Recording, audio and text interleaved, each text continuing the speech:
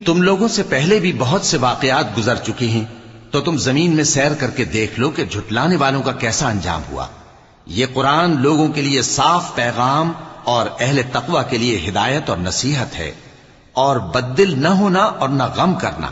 اگر تم سچے مومن ہو تو تم ہی غالب رہو گے۔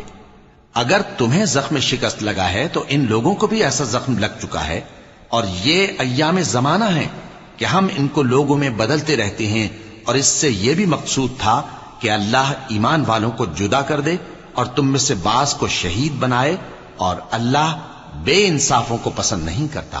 اور یہ بھی مقصود تھا کہ اللہ ایمان والوں کو پاک صاف بنا دے اور کافروں کو نابود کر دے۔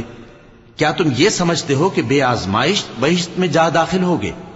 حالانکہ ابھی اللہ نے تم میں سے جہاد کرنے والوں کو تو اچھی طرح معلوم کیا ہی نہیں، اور یہ بھی مقصود ہے کہ وہ ثابت قدم رہنے والوں کو معلوم